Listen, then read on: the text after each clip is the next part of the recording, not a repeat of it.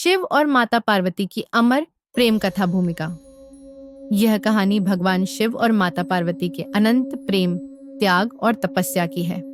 यह कथा हमें यह सिखाती है कि प्रेम केवल बाहरी आकर्षण या साधारण भावनाओं तक सीमित नहीं होता, बल्कि यह आत्मा का मेल और अध्यात्म का सार है। पहला अध्याय, पार्वती का जन्म और शिव से प्रेम। पौराणिक कथाओं के अनुसार माता पार्वती ने हिमालय के राजा हिमवान और रानी मैना के घर जन्म लिया। बचपन से ही वे देवी स्वरूपा थीं और उनका मन अध्यात्म में अधिक लगता था। माता पार्वती को शिव के बारे में सुनकर उनसे अत्यधिक प्रेम हो गया। राजा हिमवान ने अपनी पुत्री को कई बार समझाने का प्रयास किया कि शिव एक विरक्त योगी हैं जो सांसारिक जीवन से परे हैं, लेकिन पार्वती के मन में शिव के प्रति अगाध भक्ति थी। उन्होंने निश्चय किया कि वे शिव को ही अपने पति के रूप में प्राप्त करेंगी। दूसरा अध्याय, तपस्या का आरंभ। पार्वती ने कठिन तपस्या शुरू की। उन्होंने घने जंगलों में जाकर कठोर साधना की।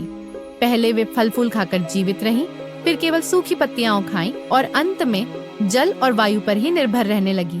उनकी तपस्या इतनी कठोर थी कि देवताओं ने भी उनकी सहनशक्ति की सराहना की। इधर भगवान शिव अपने ध्यान में लीन थे।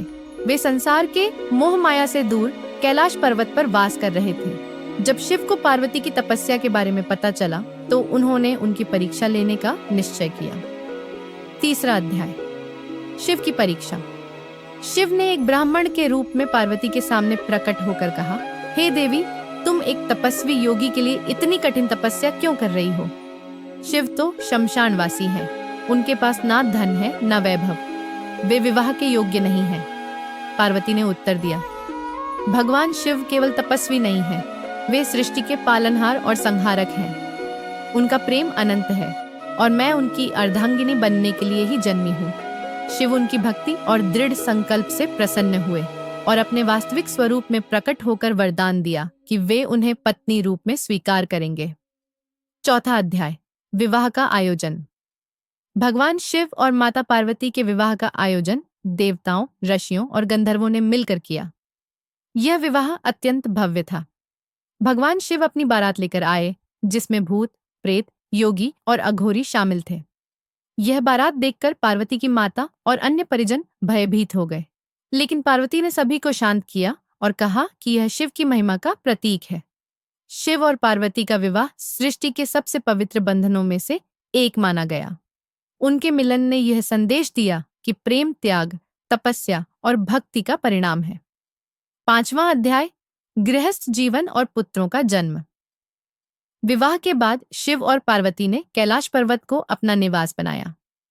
उनके जीवन में आनंद और संतोष था। समय के साथ उनके 2 पुत्रों का जन्म हुआ, कार्तिकेय और गणेश।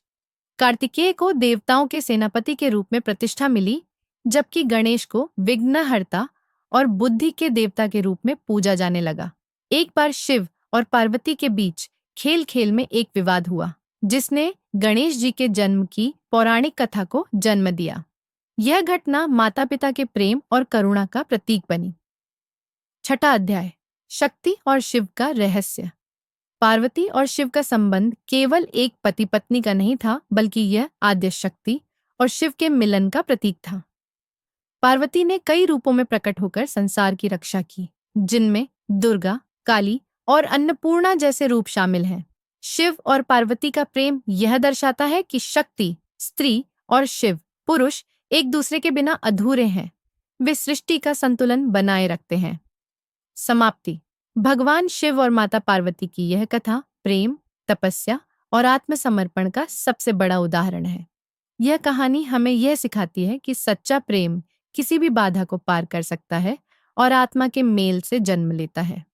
उनकी कथा कालातीत है और आज भी भक्तों को मार्गदर्शन देती है। शिव और शक्ति का यह पवित्र मिलन सृष्टि की सबसे बड़ी प्रेरणा है।